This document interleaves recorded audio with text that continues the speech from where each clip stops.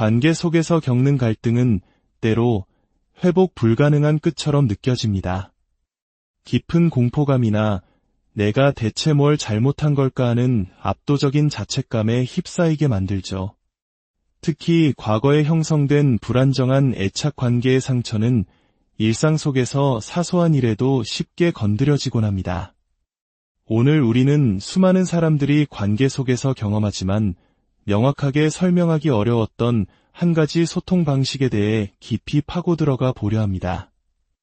이것은 생존을 위한 처절한 몸부림일 수 있지만 종종 오해를 사기도 하는 바로 돌려 말하기에 관한 이야기입니다.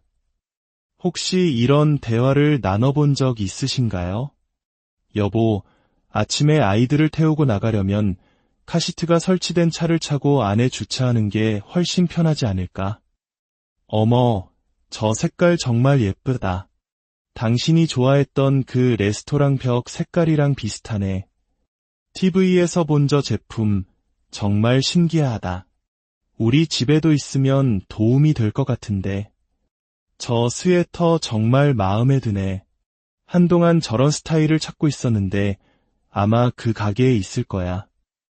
이번 가족 모임은 각자 음식을 하나씩 가져오는 포트럭 파티로 하면 돈도 절약되고 좋지 않을까. 새로운 택배 상자들이 좀 거슬리긴 했는데 오늘 수리 기사님이 오셔서 순식간에 다 치워주셨어. 훨씬 깔끔해 보이지 않아? 이 말들의 공통점이 무엇인지 눈치채셨나요? 바로 힌트, 즉 암시입니다. 당신은 결코 솔직하게, 직접적으로 말하지 않습니다. 아이들을 빨리 태워야 하니 카시트 있는 차를 차고에 주차하자, 혹은 나는 식당 벽을 빨간색으로 칠하고 싶어 라고 말하는 대신에요. 오래된 가전제품이 고장나기 직전이니 새것을 사야 해. 또는 저 스웨터를 내가 갖고 싶어 라고 명확히 표현하지 않습니다. 내가 너무 피곤해서 그러니 이번 가족 식사는 각자 음식을 준비해오면 좋겠어. 혹은 이 상자들을 혼자 옮기기 힘드니 당신의 도움이 필요해 라고 말하는 대신 은근슬쩍 다른 사람이나 상황을 빌려와 애둘러 표현합니다. 이는 상대방이 스스로 이게 좋은 생각이구나라고 느끼게끔 부드럽게 유도하거나 좋은 예시를 보여주며 넌지시 떠보는 방식입니다. 왜 우리는 이렇게 말하게 되었을까요? 왜냐하면 직접적인 요구가 통하지 않는다는 것을 이미 학습했기 때문입니다. 이러한 돌려 말하기는 자기중심적인 사람과의 관계 속에서 나의 기본적인 욕구나 선호를 전달할 수 있는 유일한 통로처럼 느껴질 때가 있습니다. 하지만 이 생존 전략에는 어두운 이면이 존재합니다. 바로 주변 사람들, 심지어 전문가들로부터 수동 공격적이다, 교묘하게 사람을 조종한다, 삼각관계를 만든다, 와 같은 오해와 비난을 받게 되는 것입니다. 혹시 부부 상담 중에 이런 지적을 받아보신 분이 계시다면 그 억울함이 얼마나 컸을지 짐작이 갑니다. 이것이 바로 비극입니다. 사람들은 자신의 기본적인 필요를 채우기 위해 어쩔 수 없이 돌려 말하기라는 소통 방식을 택했는데 관계의 역학을 제대로 이해하지 못하는 사람들은 그 방식 자체만을 문제 삼습니다. 정작 문제는 상대방의 요구나 필요를 끊임없이 무시하고 비난하고 수치심을 줌으로써 직접적인 소통의 문을 닫아버린 그 사람에게 있는데도 말이죠. 물론 성숙한 어른이라면 내가 원하는 모든 것이 다 이루어질 수 없다는 사실을 압니다. 하지만 건강한 관계의 핵심은 내 요구가 받아들여지든 아니든 최소한 그것을 안전하게 표현할 수 있다는 믿음입니다. 자기애적 성향이 강한 사람과의 관계에서는 바로 이 기본적인 안전함이 허락되지 않습니다. 더 큰 문제는 이런 돌려 말하기 습관이 그 특정 관계를 넘어 당신의 삶 전체로 퍼져나간다는 점입니다. 당신을 진심으로 아끼고 지지해주는 건강한 친구나 가족들마저 당신의 이런 소통 방식에 지쳐버릴 수 있습니다. 그들은 당신이 솔직하게 말했다면 기꺼이 들어주고 도와줬을 사람들입니다. 그들의 눈에 당신은 소극적이거나 심지어 교활한 사람으로 비칠 수 있습니다. 이것은 생존을 위해 돌려 말하기를 할 수밖에 없었던 당신에게는 너무나도 파괴적인 경험입니다. 당신은 누군가를 조종하려던 것이 아닙니다. 그저 비 오는 아침에 아이의 손을 잡고 블록 끝까지 걸어가야 하는 비참함을 피하고 싶었을 뿐입니다. 하루 종일 집에 있으면서도 자신의 소중한 차를 차고에 넣어야 한다는 자기중심적인 파트너 때문에 말입니다. 때로는 이 돌려 말하기가 상대방을 치켜 세우는 포장과 결합되기도 합니다. 당신의 필요를 직접 말하지 않는 것을 넘어 그것이 마치 자기중심적인 그 사람에게 더 좋은 일인 것처럼 그를 돋보이게 하거나 그의 삶을 편하게 만들어줄 것처럼 포장해서 제안하는 것입니다. 안타깝게도 이 전략은 때로 효과가 있습니다. 왜냐하면 자기애가 강한 사람들은 당신이 무언가를 원한다는 사실을 아는 순간 순전히 당신을 괴롭히기 위해 그것을 얻지 못하도록 방해하는 경우가 많기 때문입니다. 하지만 이 전략은 매우 섬세한 줄타기를 요구합니다. 사기꾼을 가장 잘 알아보는 사람은 바로 또 다른 사기꾼이기 때문입니다. 당신의 포장이 조금이라도 어설프면 그들은 당신의 속셈을 즉시 알아차리고 역공을 펼칠 것입니다. 이런 소통 방식은 사실 대물림되는 경우가 많습니다. 만약 당신이 자기애적인 부모 밑에서 자랐다면 이 돌려 말하기는 어린 시절부터 체득한 생존 기술일 것입니다. 직접적으로 무언가를 요구하는 것은 금지된 세상. 모든 것이 A를 가리키며 B를 제안하여 C를 얻어내는 복잡하고 소모적인 게임과도 같았습니다.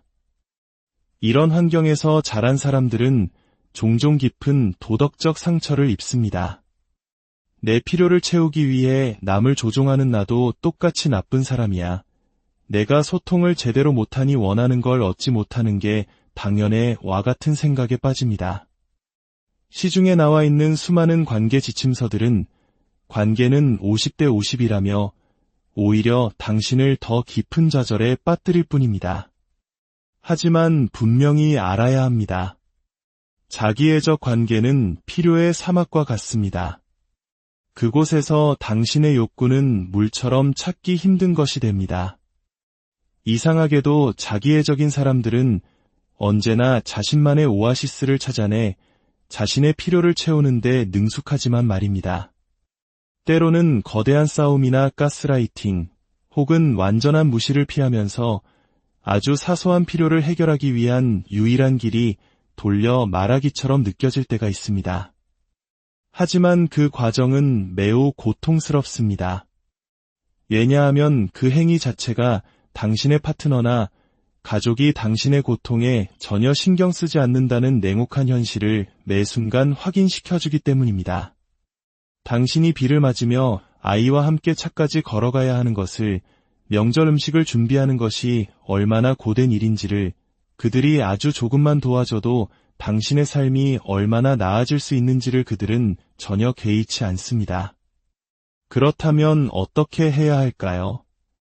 이 관계에서 벗어날 수 없는 상황이라면 당신의 필요를 직접적으로 표현하여 온전히 전달할 수 있는 명확한 길은 없다는 사실을 받아들여야 합니다. 때로는 법적 서류에 서명을 받는 것처럼 반드시 상대의 동의가 필요한 일이 있을 것입니다. 그럴 때는 전술적으로 접근할 수밖에 없습니다. 하지만 다른 경우라면 싸우느니 차라리 내가 다 하고 많은 편이 낫다고 생각할 수도 있습니다. 단, 그때는 더 이상 돌려 말하기를 시도하지 마세요. 아무 소용이 없습니다. 대신 그 역학을 똑똑히 직시하고 이 관계의 현실에 대한 급진적 수용의 근거로 삼으십시오. 그리고 건강한 다른 사람들과의 관계에서는 이 습관이 나오지 않도록 의식적으로 노력해야 합니다. 당신은 더 이상 힌트를 날릴 필요가 없는 안전한 곳에 있다는 사실을 스스로에게 계속 상기시켜야 합니다. 이제 또 다른 깊은 상처에 대해 이야기해 보겠습니다. 바로 자신의 성취를 스스로 깎아내리고 숨기는 습관입니다. 자기애가 강한 사람들의 주된 방어기제 중 하나는 투사입니다. 자기 안의 문제를 다른 사람에게 던져버리는 것이죠. 예를 들어 정작 자신이야말로 주변의 관심을 갈망하면서도 당신이 좋은 소식을 나눌 때면 어휴, 또 자기 얘기네. 관심받는 걸 정말 좋아하는군 이라며 비웃고 창피를 줍니다. 처음에는 그 말에 가슴이 철렁 내려앉습니다. 나는 그저 누군가 물어봐서 좋은 소식을 공유했을 뿐인데 말이죠. 하지만 이런 경험이 반복되면 당신은 점차 자신에 대한 좋은 이야기를 꺼내기를 주저하게 됩니다. 누군가 요즘 어떻게 지내요? 라고 물어도 그들의 비난하는 목소리가 머릿속에서 맴돌며 별일 없어요. 그냥 그렇죠. 라고 얼버무리게 됩니다. 그들이 왜 그럴까요? 다른 사람이 주목받는 것을 견디지 못하기 때문입니다. 타인의 성공이 자신의 부족함을 들춰내는 것처럼 느껴져 불안하기 때문이죠. 그래서 그들은 자신을 끌어올리기 위해 타인을 깎아내리는 방식을 택합니다. 만약 당신이 이런 부모 밑에서 자랐다면 이 상처는 당신의 정서적 DNA에 깊이 새겨져 있을 겁니다. 교만은 패망의 선봉이라는 말을 들으며 자랐을지도 모릅니다. 이상하게도 부모님은 자신의 자랑을 늘어놓는데 아무런 거리낌이 없었지만 말입니다. 어린 시절 당신은 스스로 날개를 꺾는 법을 배웠습니다. 받아쓰기 시험에서 100점을 맞은 것도, 야구 경기에서 가장 큰 홈런을 친 것도, 교실 벽에 내 그림이 걸린 것도 차마 자랑할 수 없었습니다. 특히 가족 내에서 희생양 역할을 맡았던 자녀라면 이 역학은 더욱 극대화됩니다. 황금아이의 성취는 부모의 자랑거리가 되지만 희생양의 성취는 무시되거나 심지어 위협으로 간주됩니다. 이런 환경은 성인이 된 후에도 끔찍한 유산을 남깁니다. 당신은 자신의 가치를 표현하는 법을 배우지 못했습니다. 더 높은 곳을 향해 나아갈 용기를 내지 못합니다. 자신의 성취를 말할 때면 어색하고 불안하며 마치 심판받는 듯한 기분에 휩싸입니다. 이것은 직장 생활에서도 마찬가지입니다. 자기애적인 동료나 상사는 당신이 인정받는 것을 시기하고 공을 가로채거나 중요한 프로젝트에서 당신을 배제하기도 합니다. 당신은 결국 동료들의 질투를 피하기 위해 스스로를 드러내지 않고 침묵하는 길을 택하게 됩니다. 자기애적인 사람 앞에서 입을 닫는 것은 어느 정도 합리적인 생존 전략입니다. 하지만 그 후유증은 생각보다 심각합니다. 자신의 성취를 검열하는 습관이 굳어지면 당신은 삶의 모든 영역에서 스스로를 옹호하고 권리를 주장하는 법을 잊어버리게 됩니다. 연봉 협상에서 불리해지고 좋은 기회를 놓치게 됩니다. 자기애적 관계에 있다는 것은 당신의 목소리를 잃는 것과 같습니다. 당신은 늘 음소거된 상태로 살아갑니다. 그리고 그 침묵은 점차 모든 곳으로 퍼져나갑니다. 스스로를 보호하기 위한 선택이었지만 결국 당신을 뒤처지게 만듭니다. 더 나아가 다른 사람의 칭찬조차 온전히 받아들이지 못하게 됩니다. 감사합니다 라고 말하는 대신 아니에요, 별거 아닌데요 라며 손사래를 칩니다. 스포트라이트가 비추는 것이 너무나 불편하게 느껴집니다. 왜 그렇게 관심이 필요해? 라는 그들의 목소리가 여전히 당신의 어깨에 유령처럼 앉아 속삭이기 때문입니다. 이제 당신의 음소거를 해제할 시간입니다. 그들의 불안함이 당신의 목소리를 빼앗아 가게 내버려 두지 마십시오. 마지막으로 우리는 갈등과 회복이라는 주제를 다뤄보겠습니다. 자기애적 관계를 경험한 사람들에게 갈등과 의견 차이는 재앙처럼 느껴질 수 있습니다. 싸움이나 논쟁이 벌어지면 모든 것이 끝장날 것이라는 암묵적인 공포가 존재하기 때문입니다.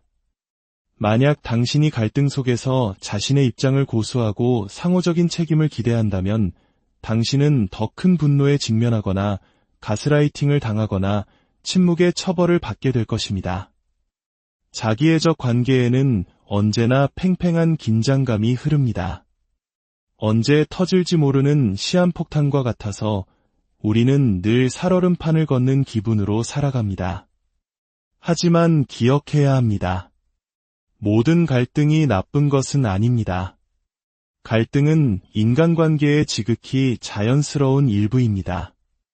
건강한 관계에서는 격한 말이 오갈 수 있지만 그 후에는 책임감 있는 태도와 진심 어린 사과, 그리고 무엇이 잘못되었는지 함께 되돌아보고 더 나은 소통을 위해 노력하겠다는 약속이 뒤따릅니다. 그러나 자기애적인 사람에게는 두 가지 입장만 존재합니다. 자신의 입장, 그리고 틀린 입장, 즉, 당신의 입장 말입니다. 그들에게 공감 능력이나 자기 성찰은 기대하기 어렵습니다. 갈등은 해결되는 것이 아니라 그들의 방식대로 억지로 봉합될 뿐입니다. 내가 그렇게 느꼈다니 미안하다, 식의 가짜 사과를 던지거나 다음날 아무 일도 없었다는 듯 행동하며 문제를 제기하는 당신을 이상한 사람으로 만듭니다. 이것은 진정한 회복이 아닙니다. 깨진 유리창을 투명 테이프로 임시방편으로 붙여놓는 것과 같습니다. 창문은 여전히 깨져 있습니다. 이러한 회복의 부재 때문에 자기애적 관계는 시간이 지날수록 점점 더 병들고 공허해지고 당신은 깊은 단절감을 느끼게 됩니다. 이런 경험은 우리에게 갈등과 회복에 대한 왜곡된 인식을 심어줍니다.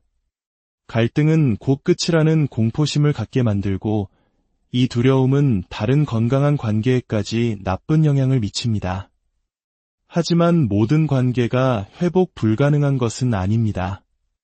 사실 갈등은 관계가 한 단계 더 성장하고 깊어지는 전환점이 될 수 있습니다. 서로에 대한 그리고 자신에 대한 신뢰를 쌓아가는 과정이 될 수 있습니다. 자기애적 관계에서 프로그램된 우리의 기본값은 갈등이 생기면 무조건 내 탓을 하고 엉터리 사과를 받아들이고 갈등이 될 만한 주제는 아예 피하는 것입니다. 하지만 이제는 배워야 합니다. 어렵고 불편한 대화를 하는 법을 말입니다. 한 사람이 갈등을 어떻게 다루는지를 보면 그가 어떤 사람인지 많은 것을 알 수 있습니다. 갈등 후에 당신의 이야기가 존중받았다고 느끼고 안전하고 연결되어 있다고 느끼나요? 그것이 바로 회복의 핵심입니다. 영원히 당신만 비난받고 상대방은 끝까지 원망을 품고 문제를 해결하려는 당신을 까다로운 사람으로 몰아가는 것은 회복이 아닙니다. 물론 우리 중 누구도 논쟁 중에 완벽할 수는 없습니다. 하지만 우리는 상처받기 쉬운 자신을 드러내더라도 책임감을 갖고 관계를 한 단계 발전시키는 노력을 할 수 있습니다. 관계의 파열은 회복될 수 있습니다. 자기애적 관계에서는 아닐지라도 다른 많은 건강한 관계에서는 가능합니다. 그리고 그 차이를 깨닫는 순간 당신은 진정한 관계가 무엇인지 이해하게 될 것입니다. 회복은 가능합니다. 그리고 회복이 가능한 관계 속에서 우리는 비로소 신뢰를 바탕으로 앞으로 나아갈 수 있습니다. 부디 그 믿음